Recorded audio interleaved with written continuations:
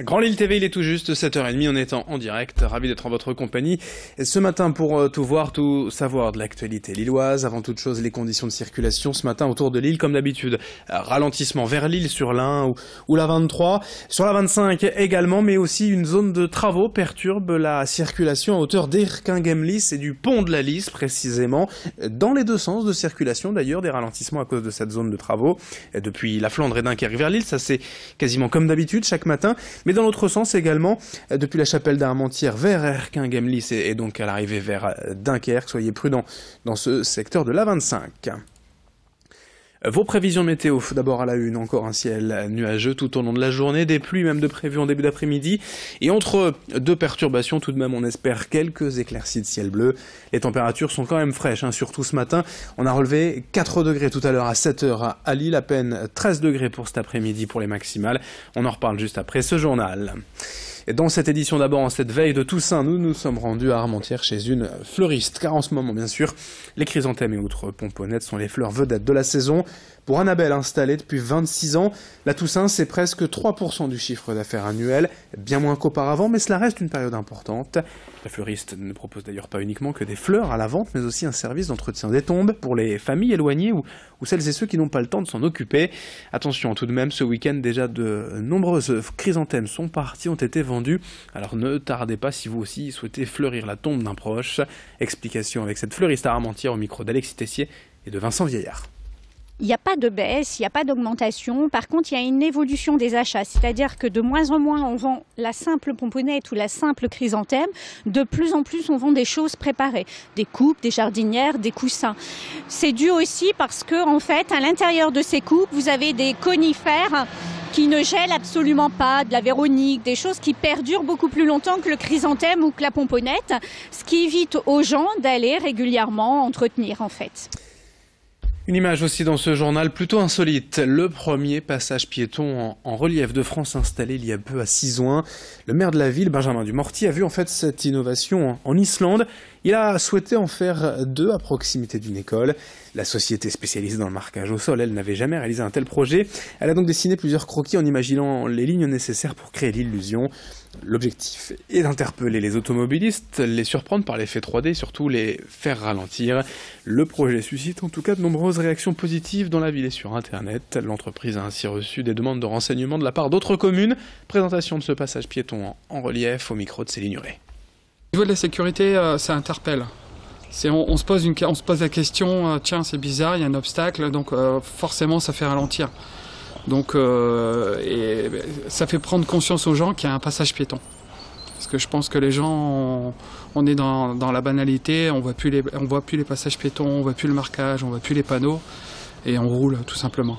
Donc le but c'est aussi d'interpeller les automobilistes et faire que les piétons essayent de passer vraiment sur les passages piétons. L'actualité du jour marquée également par plusieurs changements en France au 1er novembre, notamment les tarifs des consultations pour les médecins généralistes, plus ou moins chers en fonction des cas. Explication détaillée avec Céline Huret en plateau.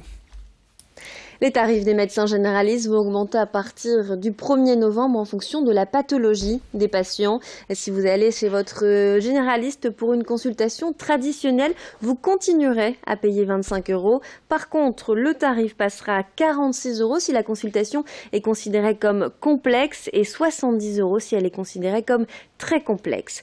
Une consultation complexe, c'est par exemple le suivi d'un enfant âgé entre 3 et 12 ans présentant des risques d'obésité ou encore une consultation pour obtenir une contraception. Les consultations très complexes, quant à elles, concernent les pathologies les plus sévères, par exemple une personne qui a besoin d'une greffe. Cette catégorie englobe également les rendez-vous durant lesquels les médecins doivent annoncer une maladie grave comme un cancer. Les visites à domicile seront aussi facturées 70 € si le patient est atteint d'une maladie neurodégénérative comme un Alzheimer ou Parkinson. Concernant les remboursements, l'assurance maladie prendra en charge ce nouveau tarif à 70%, mais en cas de maladie de longue durée, les consultations seront remboursées à 100%. Voilà, cette nouvelle grille de tarifs entrera en vigueur à partir du 1er novembre. 7h35 en direct sur Grand Lille TV. Ce mardi matin, on enchaîne avec la colère d'un habitant de Tourcoing contre l'état des pavés dans sa rue. Pascal Nassin habite le quartier des Falampins, précisément rue de la Latte. Et ici, selon lui, la chaussée, les pavés se sont nettement dégradés au fil des dernières années. Certains sont même d'ailleurs déchaussés et attendent d'en empiler sur le trottoir. Le danger est donc réel pour les automobilistes, les vélos, les motards, les piétons aussi qui traversent. La situation pourrait d'ailleurs empirer, selon lui, avec l'arrivée de l'hiver en cas de pluie verglaçante ou de gel.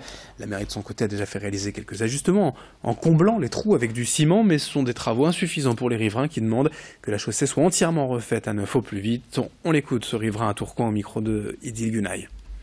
Au fur et à mesure que les travaux ont été faits, on a vu la rue se dégrader de jour en jour, avec des pavés qui se disloquent, qui s'enlèvent. Et qu'on va retrouver un pavé qui fait presque 10 kg, même plusieurs pavés qui sont retirés de la chaussée. Suite au passage des véhicules, quelquefois c'est assez extrêmement dangereux parce que c'est vrai que ça peut taper sur les châssis des véhicules, moi ça m'est arrivé. J'ai été témoin d'un véhicule qui prenait la rue de C pour reprendre la rue de la Latte. Avec le passement du pneu et sur le pavé a glissé carrément dessus d'un véhicule. Il aurait pu avoir un piéton à ce moment-là ou bien des enfants sur un trottoir. Voilà, le pavé aurait pu blesser quelqu'un.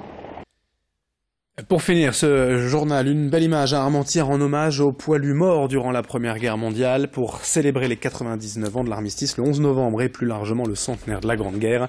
Un artiste réalise actuellement une grande fresque sur le mur d'enceinte du complexe sportif Léo Lagrange. Steve Heuchbach peint depuis le 6 septembre les 120 mètres de palissade, ce qui fait quand même 60 panneaux à décorer. Il l'assure, tout sera prêt pour les cérémonies du 11 novembre. En plus de cet artiste, des jeunes venus du collège voisin ont participé au projet. Et en plus du mur, l'ensemble du lieu va être bientôt restauré. Présentation de l'œuvre au micro de Vincent Vieillard. Ça sera le point central de la ville, Jardin de la Paix, parce qu'en fait on va avoir après comment on dit, des cartes, une cartographie où il y a tous les endroits stratégiques autour d'Armentières, avec un panneau là-bas.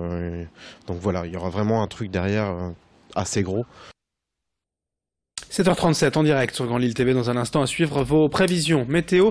Attention, je vous le rappelle, sur la 25, une zone de travaux à hauteur du pont de la Lys à Erquinghem-Lys. Ralentissement dans les deux sens, que ce soit vers Lille comme souvent, mais aussi vers Dunkerque en quittant Lille depuis la chapelle d'Armentières vers Erquinghem-Lys. Soyez prudents au volant.